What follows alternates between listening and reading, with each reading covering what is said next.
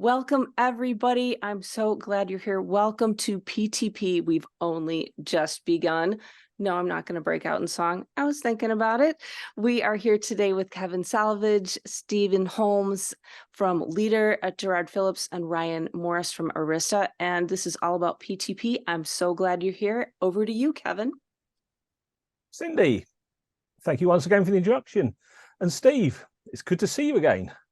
Yeah, Kevin, it's good to see you also. We'll be seeing you in person in just a little bit. And I come up with something that we hear quite a bit that I believe Aristotle famously wrote, that the more you know, the more you realize what you don't know.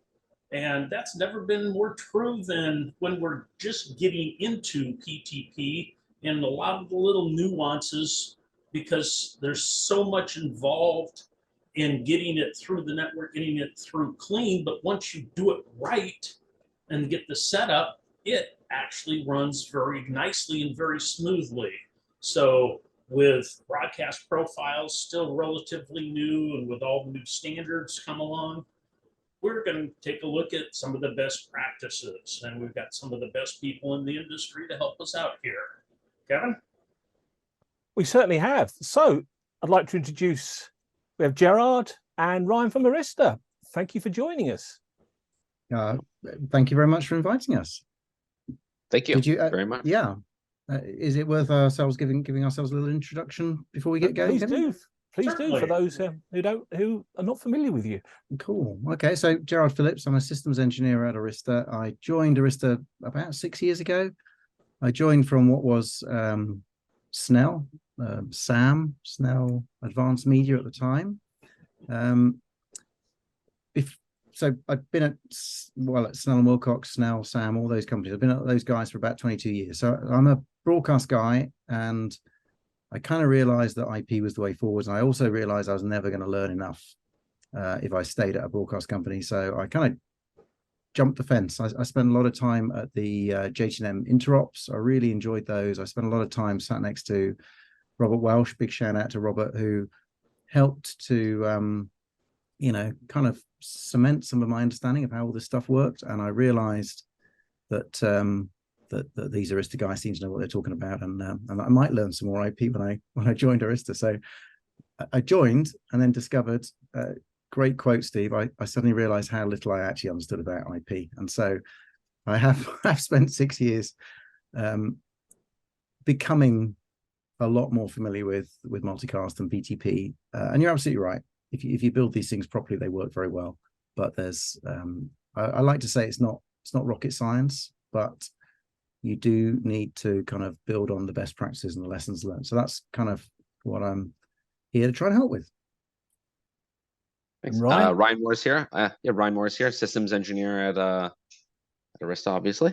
Before joining Arista, I actually worked at Imagine Communications. So kind of similar career trajectory, I guess, as Gerard. I like to say I'm a North American version of Gerard. So, aspire to be like him. But yeah, been broadcasting my whole life as well. And, now at Arista, deploying many SMPTE 2110 and other video workflow systems for customers throughout the world, coming up with best practices. Obviously, a keen focus in PTP, multicast, and orchestration. And happy to be here today to talk about what we've learned at these various deployments. What best practices and some gotchas, I guess. So thanks for having me. I'm gonna jump in, and I'm gonna make it clear that that I am the European Ryan. So let's just. I think people know that Steve's in LA and I'm in London, so we've got that one covered on the leader side. So, just a quick one for everyone on the call.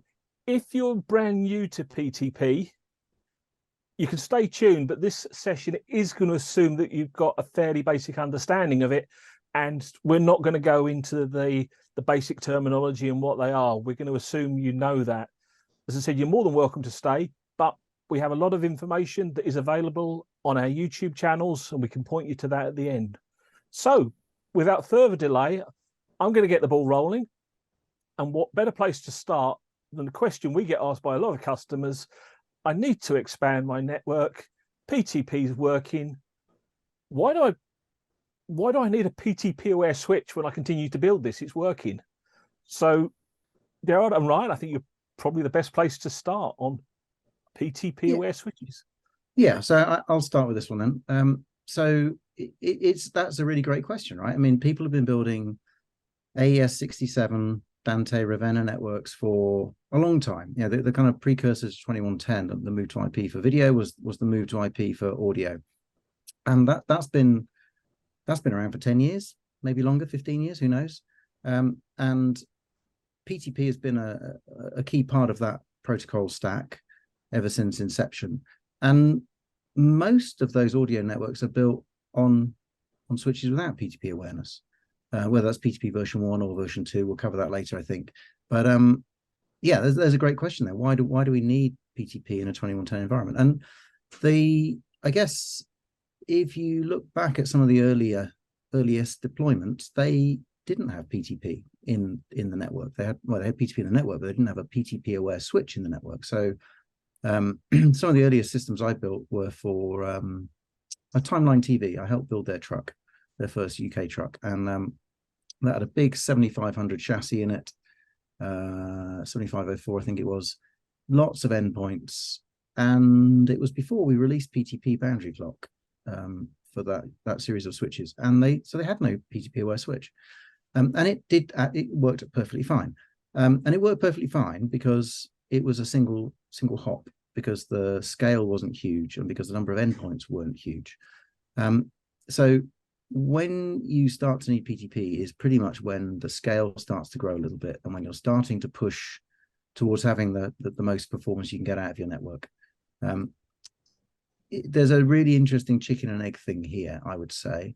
My experience is that some of the earlier PTP endpoints, media hosts, they were pretty tolerant to some pretty unpleasant PTP. And that's probably because they were born in the era where it wasn't possible to always have a PTP aware switch. What I'd say these days is I think a lot of the endpoints are quite a lot less tolerant of a non-PTP aware network. So there's a little bit of chicken and egg there, but basically, if you're building a half decent, reasonably scaled 2110 network, you are going to need to seriously consider PTP awareness in your network. Ryan, what do you think? Did I miss something there? No, you captured that pretty well. And, just from, a customer system that I was working on a few years back, we also had a large chassis for the video traffic, but the leaf switches were, for audio mainly, were not PTP aware at all. And a lot of these audio devices were actually, or some of these audio devices were actually like 1 gig connections, which makes sense and that's why they're going to be on audio leafs. And because they didn't support PTP at all, they kept dropping in and out from PTP. Like the lock just was not stable.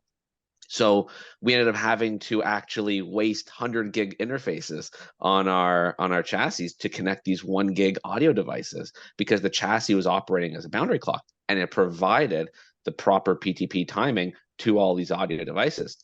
So it just kind of, I just want to highlight that because, like, what Gerard said is, more and more switches now, or most of the switches now, at least from Arista, support boundary clock. And it's important to have these throughout your network, have these kinds of PTP aware switches, especially within a facility. I think if you look at the 2110 spec and think about why you need PTP, think about why you need timing, I guess, is the first question.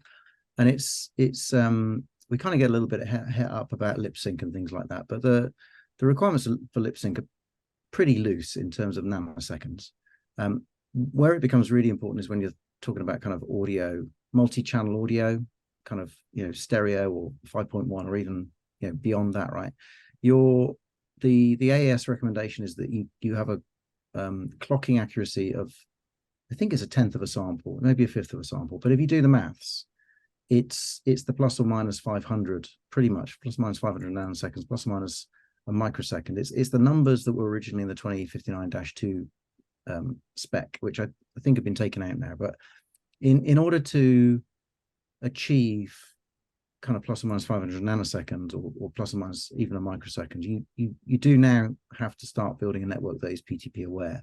Otherwise, other traffic gets in the way, jumbo frames get in the way. You basically just end up with more and more and more jitter, packet delay variance in the endpoints, and they have to do more and more complex maths to get rid of that and have an accurate and stable clock.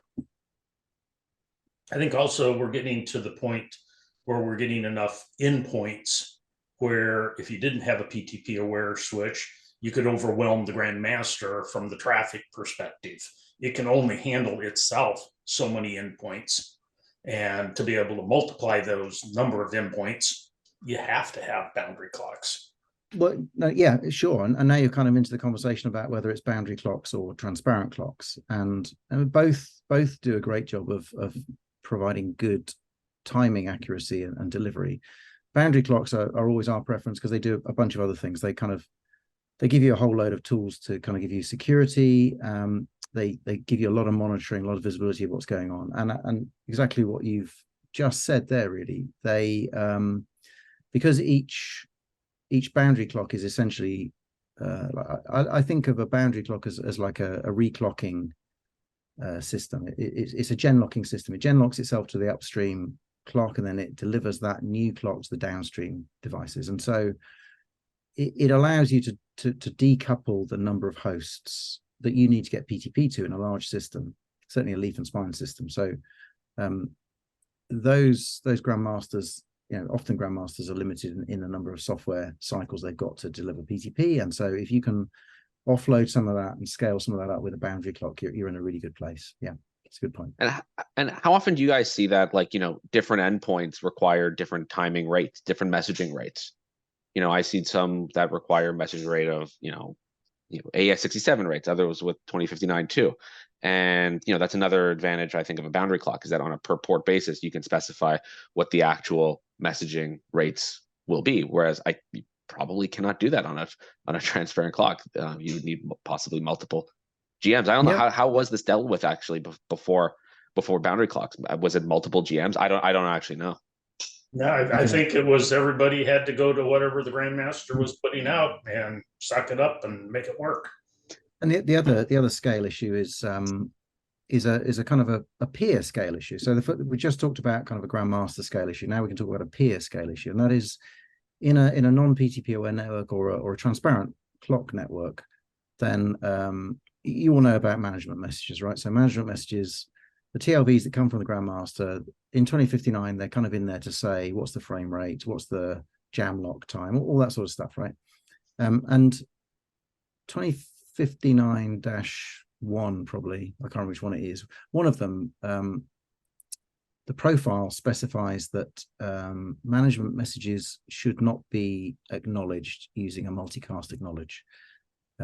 So generic PTP, you can send a management message via multicast, and then the receiver can multicast its acknowledge.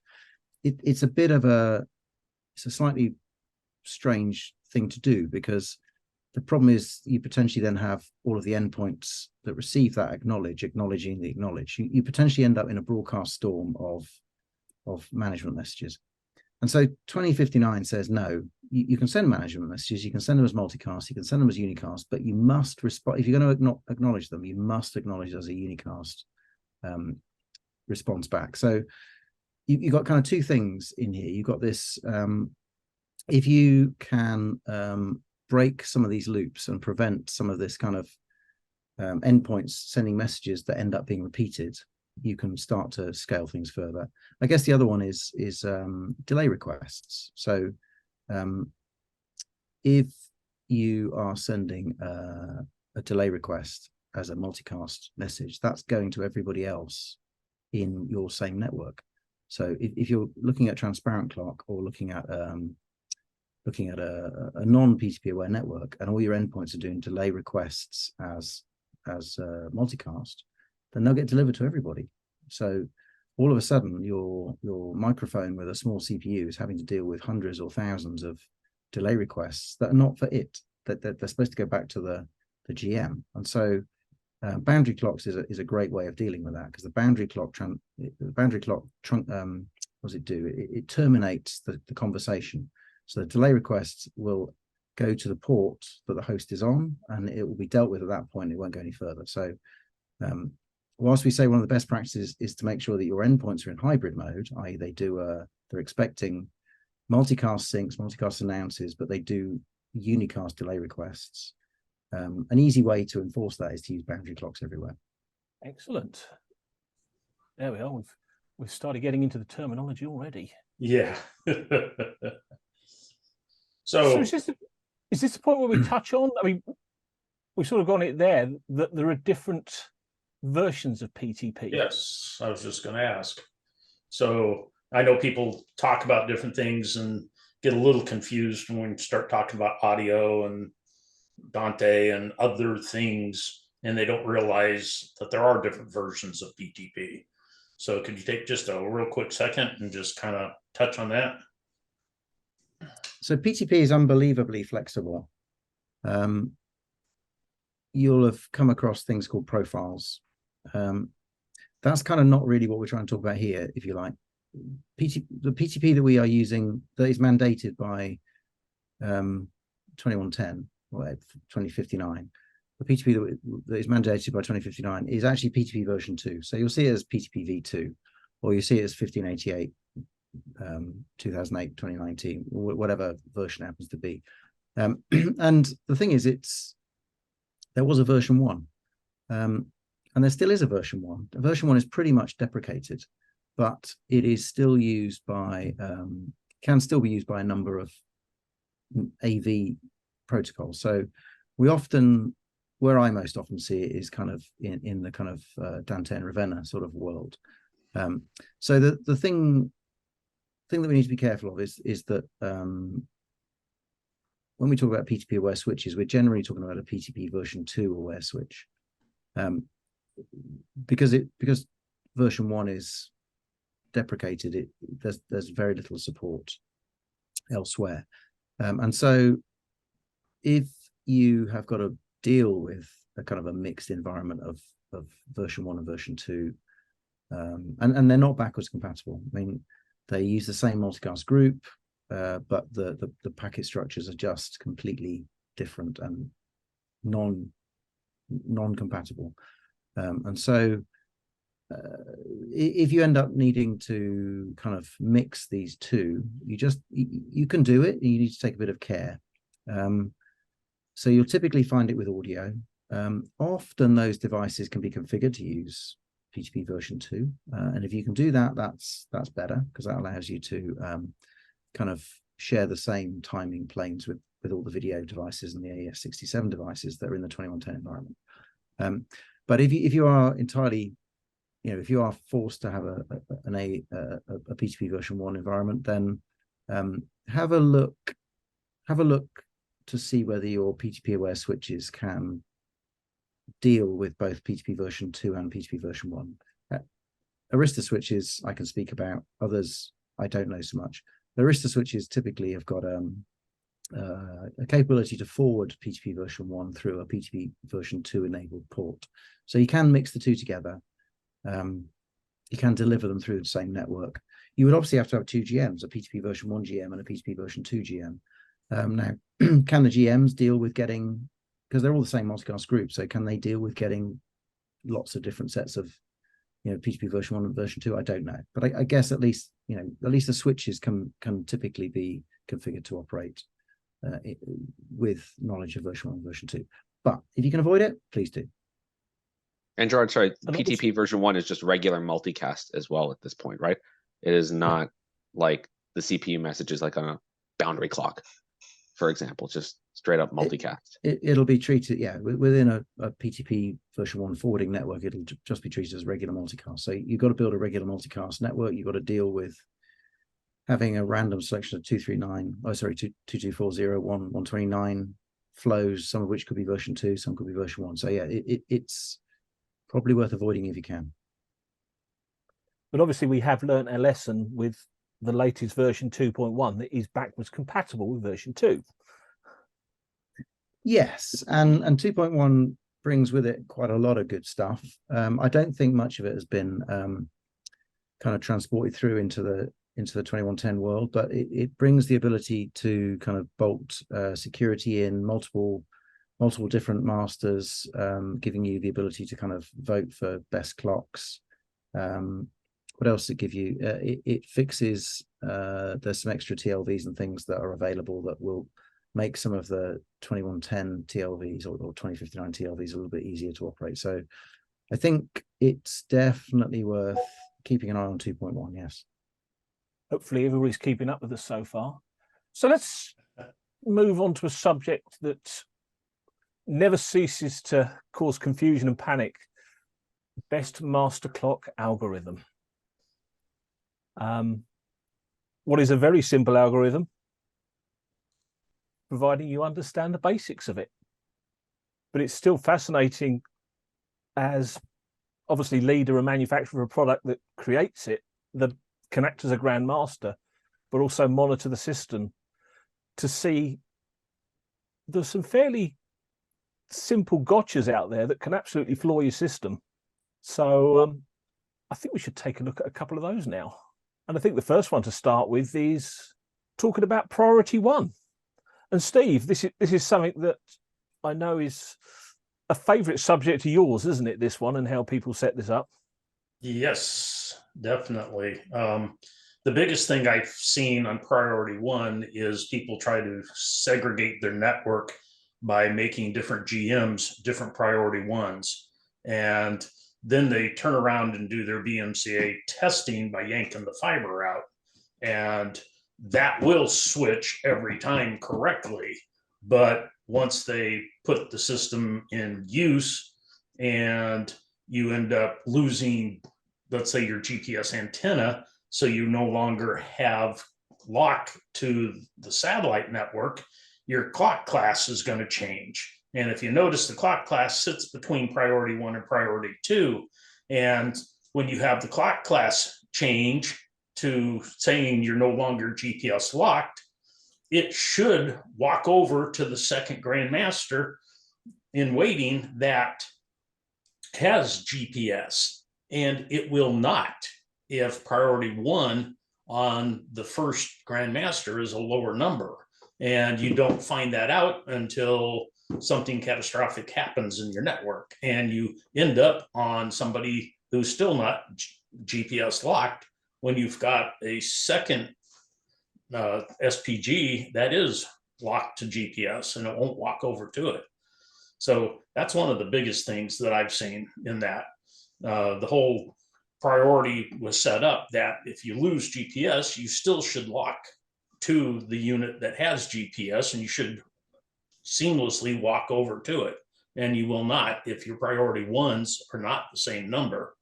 The second thing is staying away from the default value of 127. Most devices, when they're introduced into a network, come in at 127. And I've seen devices come in at 127, and due to non-adhering to the standard, they'll come up with things that will make them look like a better clock than what your grandmaster is.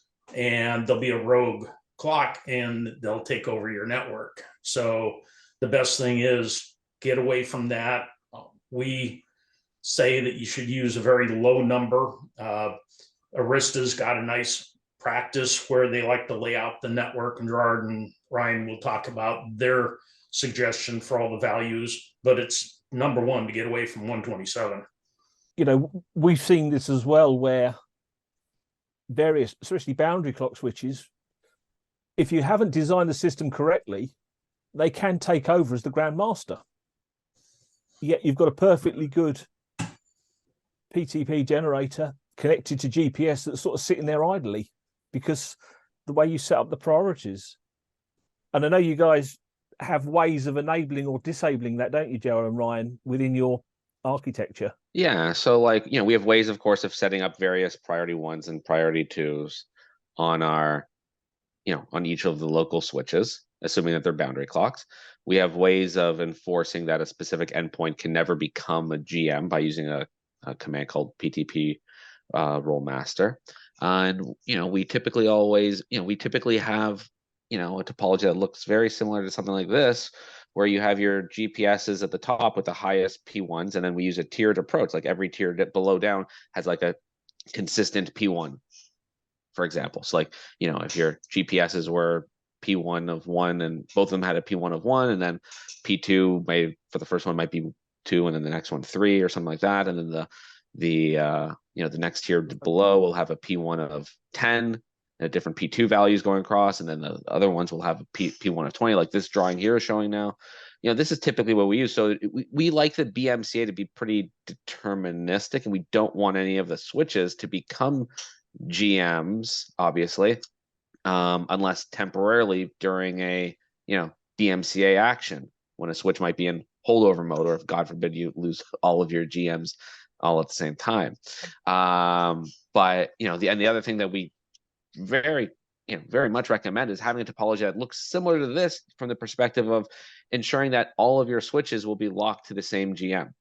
So if you lose one of your switches, if you lose one of your links, for example, you know, you could sustain a number, you know, a failure, or, you know, large failure, again, like a switch reboot or during an upgrade or anything like that, and still maintain that lock across the entire network for, you know, so every device is locked to the same GM. Gerard, do you typically ensure also that everybody's going to be locked to the same GM and not mix and match these throughout the network, like throughout, like, say, a 2022-7 network, have red connected to one GM, blue connecting to another GM? No, I think that's that in my experience, that's never been a good architecture. I think you end up, if you end up with kind of a red GM and a blue GM separately, you are essentially relying on the endpoints making BMCA choices. You know, the endpoints are receiving a red and a blue, and they've got to decide which one they want to lock to.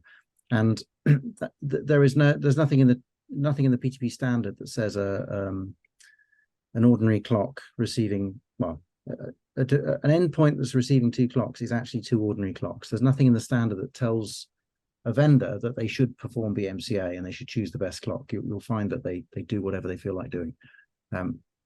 So the best way to ensure that it doesn't matter which clock they're receiving is to make sure they're receiving 2 of the same clock.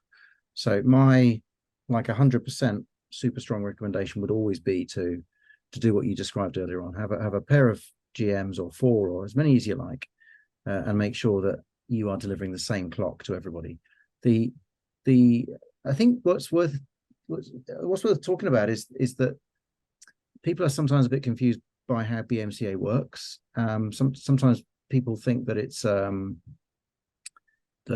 BMCA is a process where somebody's elected to be the master, and what we should remember is that it isn't. BMCA is run independently on every single endpoint, and what you're looking for is for only one of those endpoints to become the master. And so it's you have to be very careful. You have to make sure that everything is configured exactly correctly. Everyone's in the same domain. You've got the priorities correct. Without doing that, it is possible for more than one device to believe it should be in charge.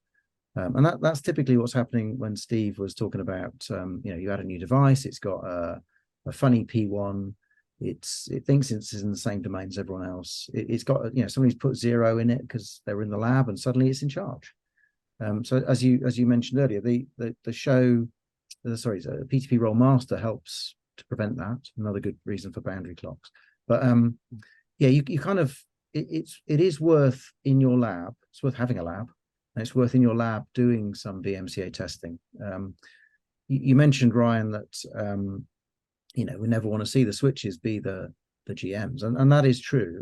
But you also mentioned, which is also extremely important, that because of this distributed election, if you like, distributed self-election, if you imagine that one's fine. Yeah. So if you imagine the top left GM is the one that has elected itself and everybody else has agreed to be the master. If that one failed, what you would find is that the announce timeout period would elapse. So 3 announce messages would pass. The Arista on the top left would go, well, I've not heard any announce messages. I must be in charge. That's me. There's no other masters. I'm going to be it. It will now start. It will now become the GM. It will enter holdover mode. It will carry on making clocks, but it will now announce that it's in charge. It will start sending out its announce messages with its priorities and all of its other BMCA type data. Now, if depending on the P1s and the P1s between those two top switches will be the same, but the P2s, depending on what the P2s are, the switch on the right will suddenly go, no, I'm supposed to be in charge. I've got a better P2 than you. Or it'll say, oh, absolutely, yeah, you can be in charge. I see, that's fine. Either way, that second switch will start sending out announce messages. It will either forward on the ones it received from the first switch, or it'll start sending out its own ones saying, I'm a better clock than you. It's only at that point that the second GM goes, hang on a minute, I'm a better clock than anybody. I'd better start sending my announce messages. So you can see that people often say to me, why has this switch become in charge for a bit? And it's completely normal. You will see during a BMCA event, during a failover, for whatever reason, you will typically see a ripple of who's in charge through the network. And it'll typically be that the top two will have a bit of a chat with each other, and one of them will become in charge before the second GM pops up. And then the ripple might go the other way, but that ripple will then also ripple downwards. Now, that's why the switches have got holdover mode. That's why they continue to make good clocks, and they do make good clocks. But yeah, you shouldn't be worried that you see this ripple of BMCA stuff happening through your network. The other thing I wanted to throw in at this point was configuring PTP is notoriously tricky. Things have got to be the same everywhere, and if things aren't quite the same everywhere, you end up with some problems. One of the things that Ryan and I often see is the announce messages. The announce message interval is not the same at both ends of a link, and that can cause trouble. That can cause one end to time out and believe it's in charge when actually the other end is supposed to be in charge.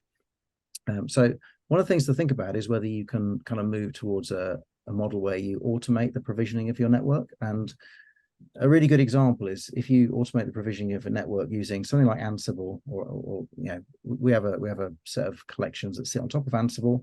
But for example, with those collections, you can simplify the configuration of your PTP pretty much down to saying, I want PTP, please, and I want it to be an AES 67 profile, and I want it everywhere. And you end up with configuration that kind of follows best practice and can be deployed on all of the switches you've got. So that was I wasn't quite sure I was going to fit that one in, Kevin, but I fitted it in now, and I'm pleased.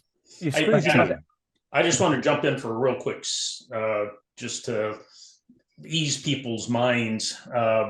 When Gerard's talking about a ripple effect, it's a ripple of who is the grandmaster, not a ripple of time.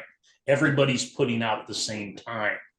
So even when it walks down to one of the switches and it takes over, its holdover is still putting out the same time. So an end device isn't going to swing in time. All it is who is the grandmaster may change to that boundary clock for a brief second, and then it's going to change back to that grandmaster once he's up and running. But they're all still putting out the same time. So there's not going to be a hit to the system like most people think of from Blackburst, that you would have a ripple down and the whole building swings. It's not a change in time. It's a ripple of who's the GM only. Yeah, and it is for a few seconds only, yes. Yeah.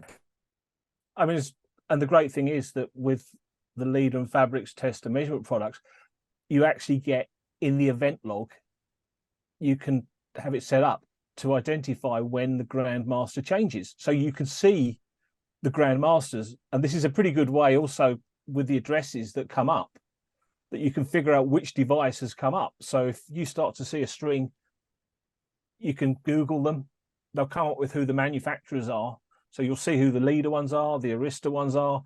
And if somebody pops up that you're not familiar with, go and have a look, because it might be, you know, and we've seen this plenty of times where somebody has just plugged something on the network thinking, okay, I don't need to worry about this, but it has, you know, the status to get in there and start playing in this setup.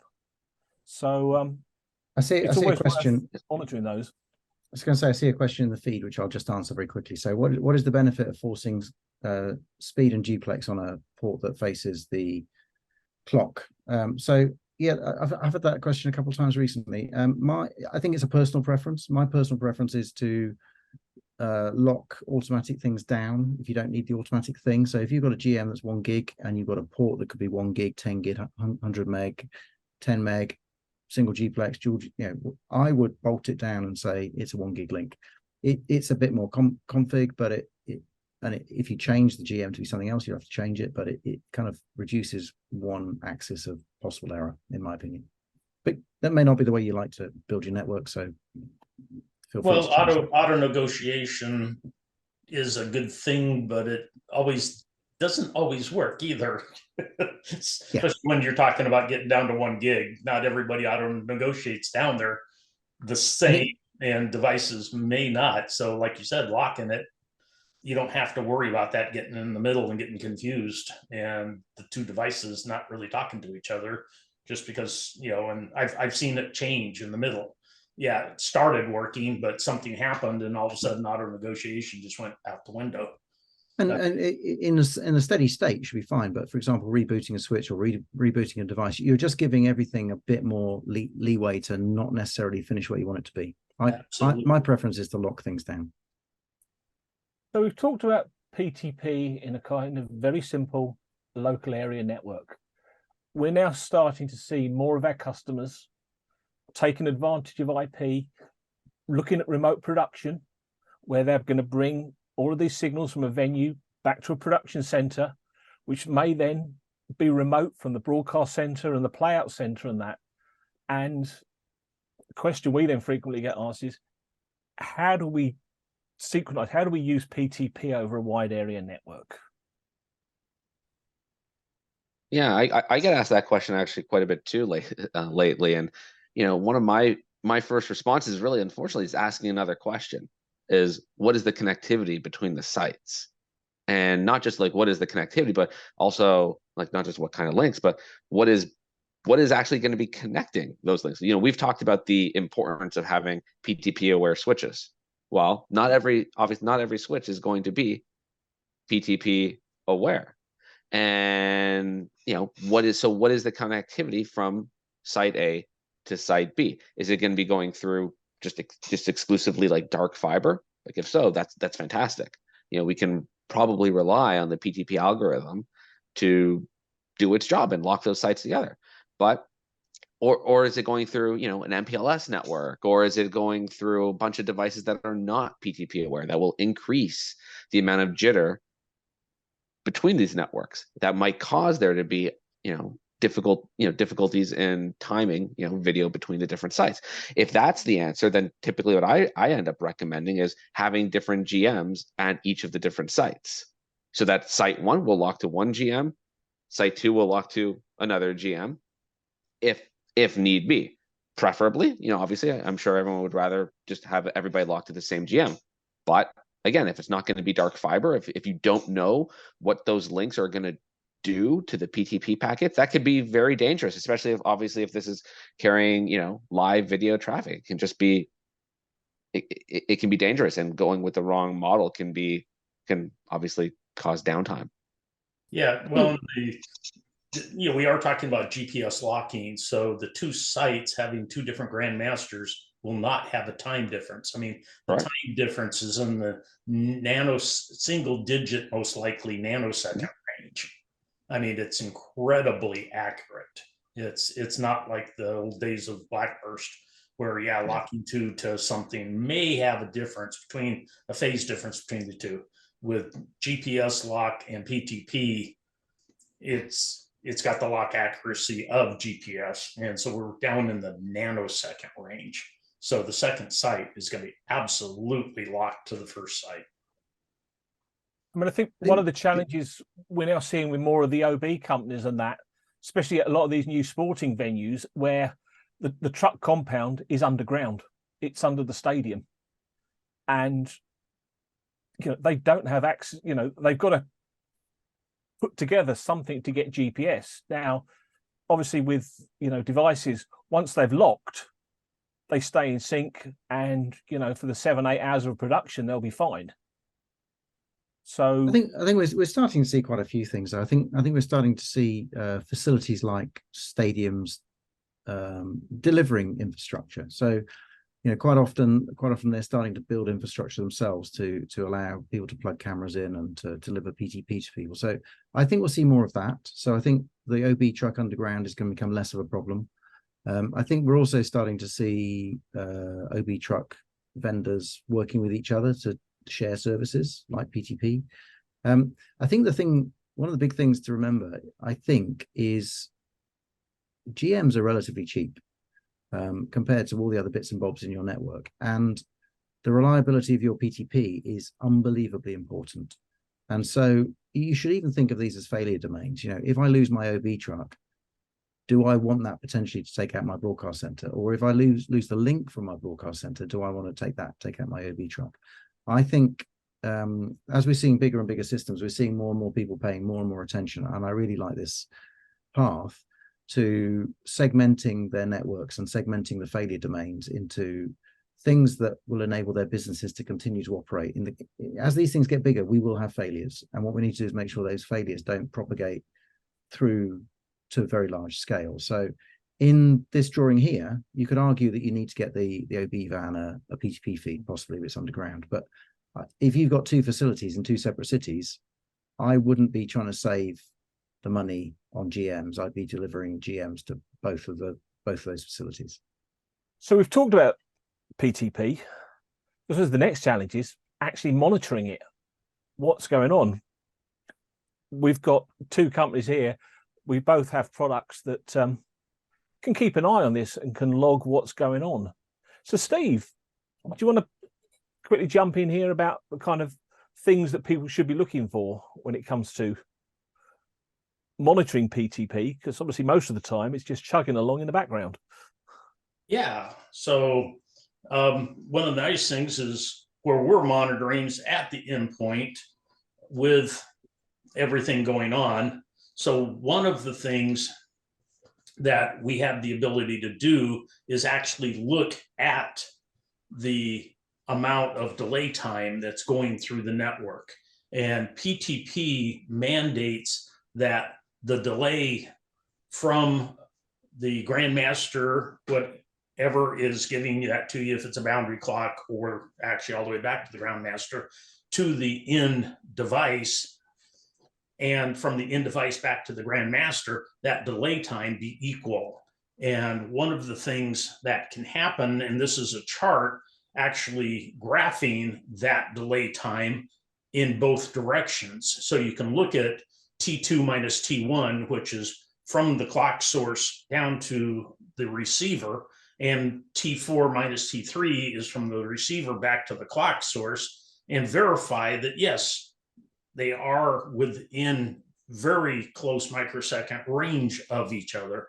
And the one thing that I have seen is when people expand their network and they don't pay attention to how much data they're putting on a specific piece of their network, and they start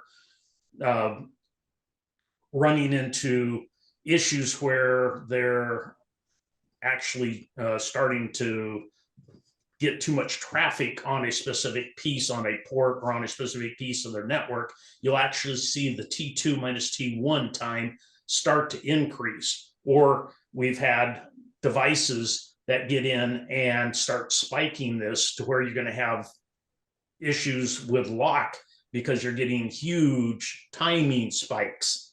And we have the ability to monitor that and make sure that those timing spikes don't happen. So I look at it, if you think about a freeway and you've got a ton of traffic coming one way, you've got all of your video, all of your audio, and the PTP coming down to that sync device. Going the other way, all you have is very little messaging going from the endpoint back to the boundary clock. And the PTP coming to that endpoint has to deal with all of that traffic. And if you overload a port, you can start getting very huge delays coming from that port down to you that you don't get going back the other direction. And you really get a lot of movement in your PTP sync because of those extra delays that are only in one direction, and PTP wants it to be equal. So it's something that you really need to watch out for. I think the other thing to point out, Steve, as well, with the graphs we're showing there, they can be scaled anywhere from 2 minutes up to 72 hours. Yes. And the one thing that I've certainly learned about IP, it's about trends. It's about watching things move. They don't suddenly drop off. They gradually deviate. Yes. And in some ways, that gives us the opportunity to react before it becomes critical. Yes. But you've got to pay attention to these. Yeah, and what I kind of call it, every network has its own signature when it's running correct. And you need to learn that signature of what those flows look like when everything is looking correct, and then know when all of a sudden something's out of whack and the complete flow has completely changed, or it's getting very erratic, that you really need to look at something before it actually hits the failure point. But as we said, Steve, with the leader and the fabrics products, we can look at the endpoint. Gerard and Ryan, you've got tools that allow us to look what's going on inside. One of the key benefits of a boundary clock is, of course, the rich telemetry that comes with it. So we can look inside of all of our switches, for example, and look at the, for example, like the offset from master or the skew. And again, this is specifically in boundary clock mode. And so you can connect in and look at these sorts of values. You can CLI into the switch, run various show commands. It's very useful. But if there's a problem, what are the odds that you're going to be CLI'd in at that exact right moment and run the exact command on the exact right switch at the exact right time? It's probably not great, and it can be inefficient to have just someone staying there and just connecting in all the time. So that's where another Arista tool called CVP, Cloud Vision Portal, really comes into play. So one of the key benefits of Arista in general with our telemetry is that it's streamed telemetry. So it's all real time. So we don't rely on polling every 5 seconds, 10 seconds, 30 seconds. We don't rely on data dumps or whatever from every given interval. Anytime there is any change in many of these key statistics, such as, again, offset from master, or who is the GM, or is there, who is the GM at a specific time, that data all gets streamed into CVP and can be collected for all of your switches within your topology. So you can go back to a certain time, because we keep records of these for up to, I don't know what it is. It's can be like over 30 days, for example. And you can look at specific events at specific times and how they impacted every single switch at that exact same time. And again, it's all real-time telemetry.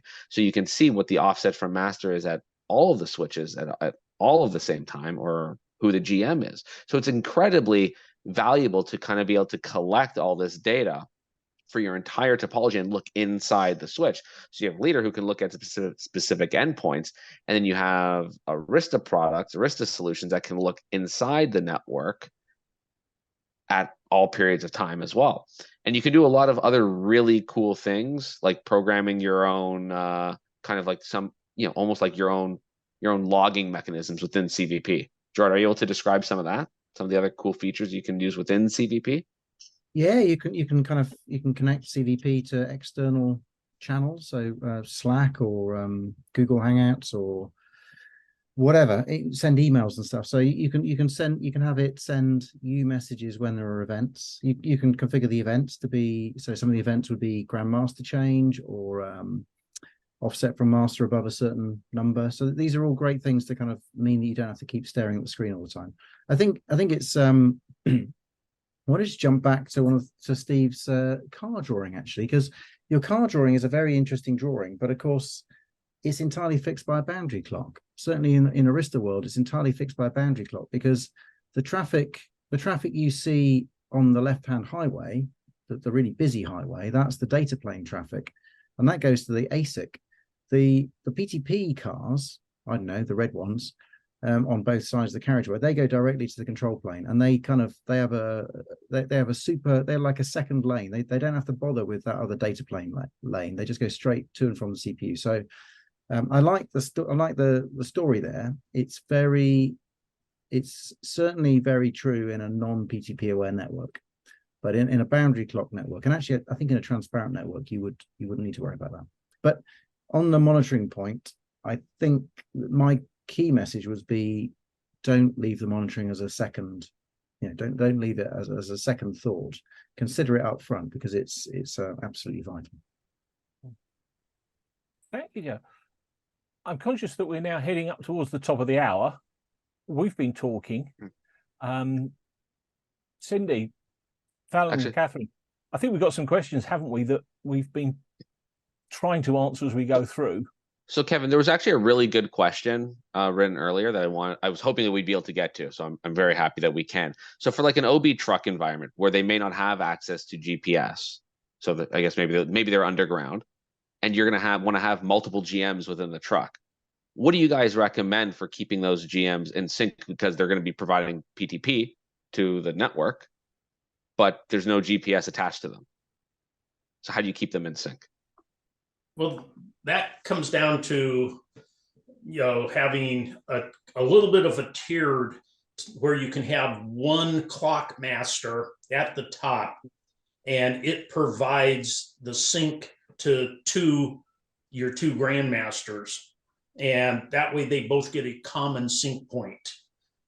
Trying to make one of them the sync point just gets really weird when they start switching between the two. If you have a tiered where you have a grandmaster up here, a solid clock that can be coming in, and it's feeding down to your two clocks underneath, they're both getting the same time.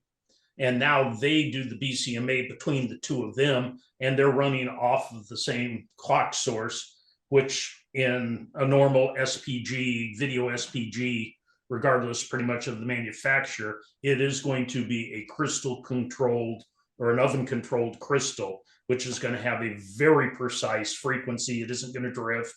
Yes, it's going to be different than your delivery point, but we almost always frame sync that anyway. So you will have absolute stable clocking within your GM now, or within the truck, so that you have one that is providing clocking down to the two clocks that will now be your 2110 BMCA grandmaster and master in waiting, leader, whatever you want to call it these days. And as you pointed out, the unit at the top, the master clock here, is not part of the best master clock algorithm because it's on a different domain. Yeah. It's just providing the clocking down to the two units so that their oscillators are actually 100% phase locked. We have a lot of questions, and so I wanted to just let everyone know that if we don't get to your question, we're going to circle back to you afterward and come back to everybody on your questions. So no fear if Ryan didn't get to it in chat and what we're going to take here at the end of the session, we will get to you for sure. And also you can meet with us at IBC, and you see the links in the chat on how to meet with all four of the hosts here, the experts at IBC. So book a meeting and see them there. One question we had. Oh, go ahead. I was going to say, there's one that's appeared on there about quality of service. Yeah, I can. Sorry. No, I was going to say, Jar, I think you kind of referenced this earlier with the pretty card drawing. So the card picture. So just want to rehash that, I guess, and how that influences QoS, or not the need for then how you don't need QoS for, I guess, boundary clocks or TCs. Yeah. Yeah, in the linear world, you would, and with the use of boundary clocks, and especially the way Arista does it, you've gone around this need, I would say. Yeah, I mean, to reiterate, really, the from a boundary clock, the packets come from the CPU and they go onto the wire, and they go along the wire and they go to another switch. They come out of the switching ASIC straight to the CPU. There's no, they are the most important packets. They're like BGP and spanning tree and LLDP. They're like all of the other control plane traffic. So they get an absolutely guaranteed top class of service. They're the ones that get poked in and pulled out of the FIFOs absolutely at the beginning. So the quality of service story typically has come from the audio world, where we had non-PTP aware switches, and in those worlds it was very important. But in the world of boundary clocks, you absolutely don't need to worry about quality of service. Yeah, Drew, have you ever configured QoS on PTP packets or adjusted the DSCP on a boundary clock? I haven't. I'm just no. The only time you'd ever need to do it is if you and boundary clocks can do it as you suggest. The only time you ever need to do it is if you have non-PTP aware switches between that boundary clock and the next thing that it's going to. Yeah. Outstanding. Wendy, are there any more on there? There's so many. I'll just pick a couple. And Ryan, you may have touched on some of them already, but that'll share with the group here as well. A question just came in. So does that mean we should never make an OB Grandmaster #1 to allow for the TOC Genlock? I'm not sure I 100% understand that. We can But go back and follow up offline with that yeah, person. on that one slide that Kevin was showing, where it was that triple stack, you have the one Grandmaster on top. The SPG underneath on the left-hand side was the Grandmaster. So that's where you start with your priority 1 and priority 2 between those two bottom units. And the one on the left does have, in this case, priority 1 of 1. The one on the right has priority 1 of 1. And then you have priority 2 of 1 and priority 2 of 2. So the one on the left, after the voting's done, will become the Grandmaster. If it falters for some reason, the one on the right will take over. But yeah, the one on the top is just providing the sync. You can think of it as the replacement for GPS, making sure these two units underneath are absolutely phase locked and frequency locked together to a clean clock source. And so everything else would be normal. And you do have to switch things around, and all you need to do is this top unit. If you lock this top unit to GPS, when the truck gets GPS, then yes, it will be providing now a GPS lock to both units underneath. So you don't even have to change any priorities. It's going to go into holdover or internal clock when it loses GPS or doesn't have GPS and run off of its oven controlled crystal. If it has GPS, then it will be GPS locked, and it will pass that GPS lock down to the two units underneath, because we are locking those two units via PTP, which has the same accuracy. It's the equivalent of GPS locking it. There is a wealth of information that between our two companies we have available. Personally, I sat through a presentation that Ryan and Gerard did back at the end of March. Watch that. It's absolutely full of useful information. We're at Leader. We have our YouTube channel, and there is a playlist on there, Your Essential Guide to PTP. And this video will be appearing on there very shortly. And also, if I keep talking, if you want to put your phones up, the QR code will allow you to download this white paper, which comes from an earlier session we did about how you ensure your Black and Burst survives the introduction of PTP. So, as you go from an SDI to an IP world, how you make sure both of those work together. And as we alluded to at the beginning of the show, IBC is just around the corner. So if you're coming to Amsterdam in September, we will both be exhibiting at the show. Arista will be in Hall 11, booth C14, and Leader and Fabrics will be in Hall 10. And if you want to book a meeting from the Leader and Fabric side, again, use the QR code on the screen and book a meeting. Steve and I will be there. Ryan, Gerard, are you both over as well for the show? I will be there. So yeah, I mean, if there's any questions that you didn't feel were answered or didn't get answered, or obviously Kevin's suggested that we will be answering all the open questions. We'll do that. But if there's still something you want to talk about PTP wise or anything else, then please either book a meeting or drop by or find me on LinkedIn, Gerard Phillips at Arista. Feel free to message me with anything that you want to hear. Happy to help. Self as well. Brilliant. Well, All thank right. you everybody for joining us. I Yes. hope you found that as fascinating as I did. And, you know, I've come out of this now realizing there's even more I don't know, which was obviously, you know, the title of the conversation. And as I said, we've only just begun. This stuff works. Other industries use it. We're going to make it work. It's just understanding. And if you get the foundations, you can build extremely large, scalable systems that can grow at the pace your businesses do. And you can justify that decision years back when people said, I think we should do this IP thing because it looks like a good idea. It is. It's going to allow you to work completely differently. So Gerard, Ryan and Steve, thank you once again for sharing that with us. Cindy, Fallon and Catherine for hosting us. And as I said, to anybody out there, please reach out to us. If something comes up at the end of this, you think, they didn't talk about that or they didn't mention it. And thank you once again. Thank you, everybody. Thank you very much. Take care. Thanks. Cheers. Bye.